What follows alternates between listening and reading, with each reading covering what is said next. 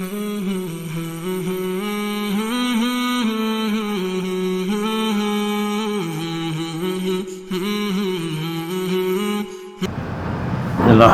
نصلی علی رسولہ الکریم اما بعد فاعوذ باللہ من الشیطان الرجیم بسم اللہ الرحمن الرحیم۔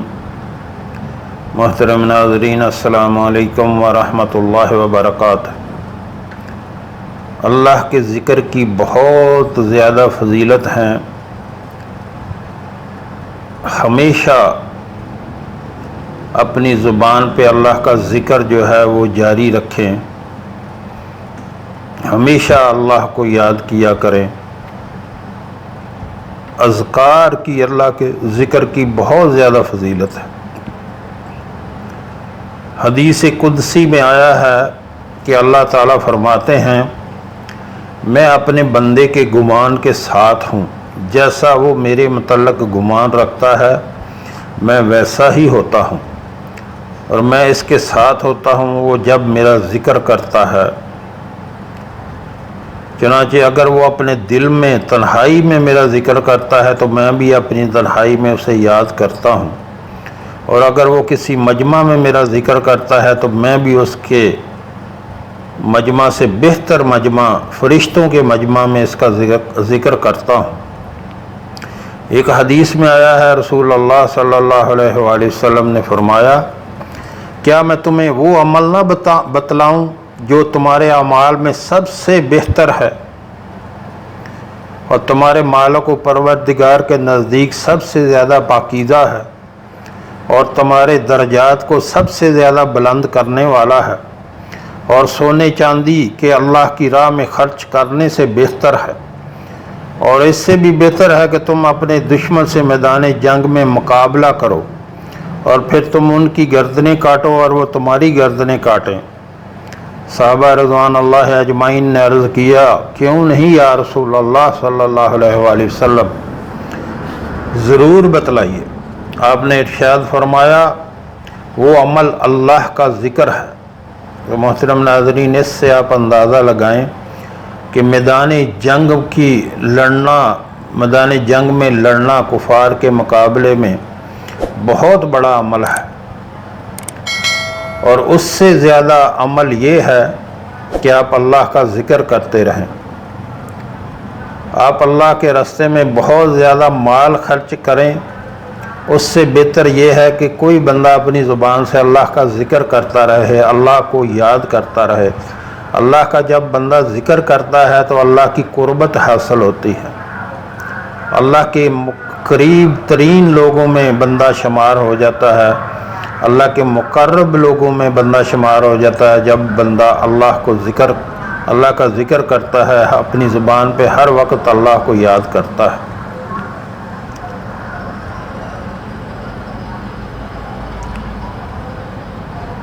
ایک اور حدیث میں آیا ہے کہ رسول اللہ صلی اللہ علیہ وسلم نے فرمایا، کوئی صدقہ عمل خیر اللہ کے ذکر سے افضل نہیں، یعنی آپ صدقہ کریں یا کوئی بھی نیکی کریں وہ اللہ کے ذکر سے افضل نہیں ہے۔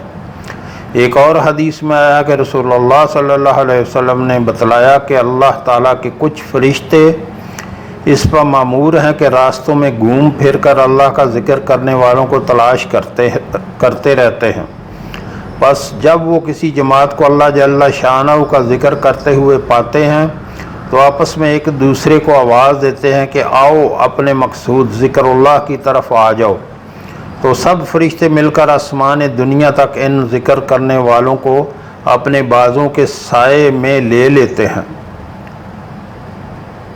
کتنی بڑی فضیلت ہے محترم ناظرین اللہ کے ذکر کی۔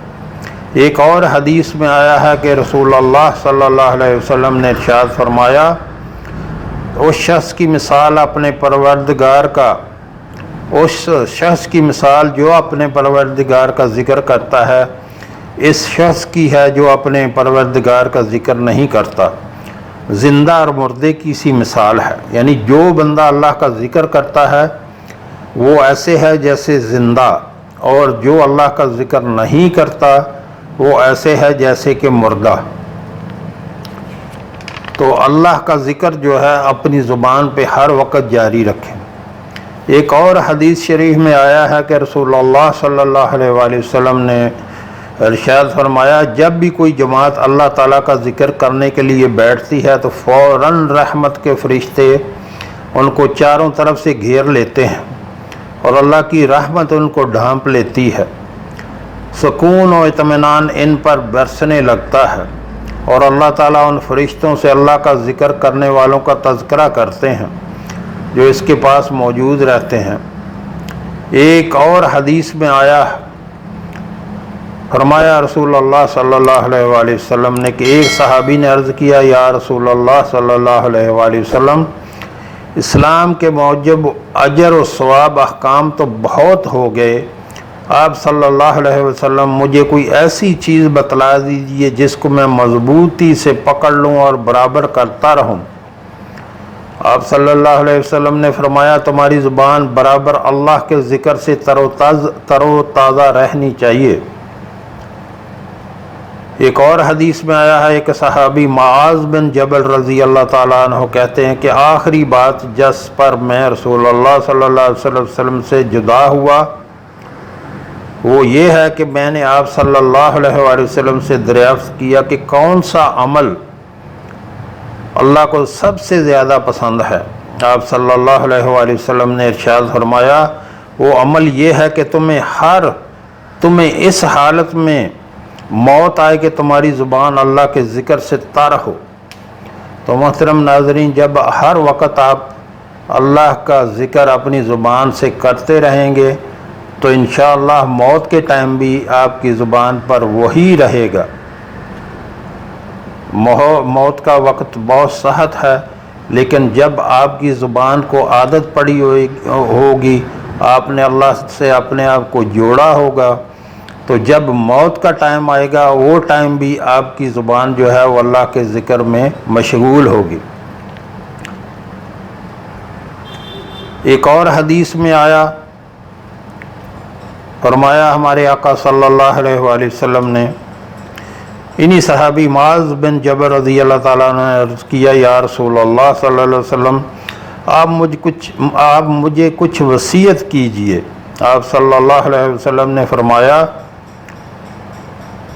اپنے مقدور بر اللہ کے تقوی، خوف و خشیت کو اپنے اوپر لازم کر لو، اور ہر حجر و شجر کے پاس یعنی ہر جگہ اللہ کا ذکر کیا کرو۔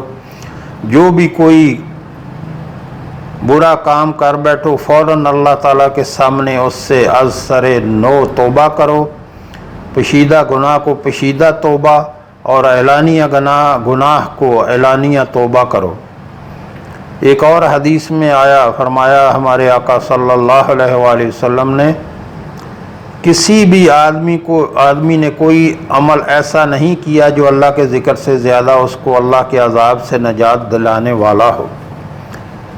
یعنی کہ اللہ کا ذکر جو ہے اللہ کے عذاب سے نجات دلانے والا ہے۔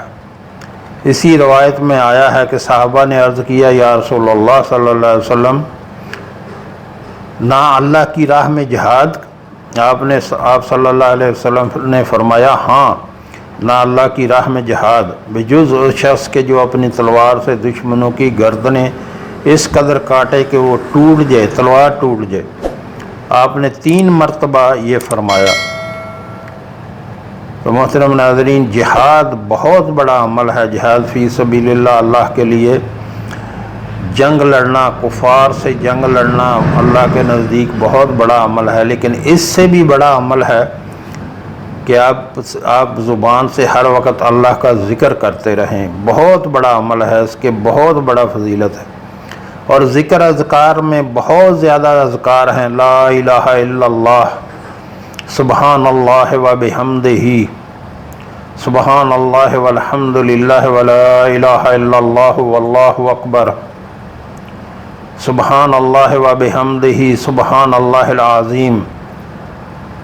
بہت زیادہ اذکار ہیں، جو بھی آپ پڑھ سکیں، جو آسانی سے پڑھ سکیں۔ اللہ اکبر کبیرہ والحمد للہ کثیرہ وسبحان اللہ بکرۃ واسیلہ، سبحان اللہ و بحمدہ عدد خلقہ ورضا نفسہ وزنۃ عرشہ ومداد کلماتہ، بہت زیادہ ذکر ہیں، جو آپ کو آسان لگے آپ کی زبان پہ ہر وقت ذکر اذکار ہونا چاہیے۔ استغفار ہر وقت پڑھیں، اپنے آقا صلی اللہ علیہ وآلہ وسلم پر درود شریف ہر وقت پڑھتے رہیں۔ ایک اور حدیث میں آیا،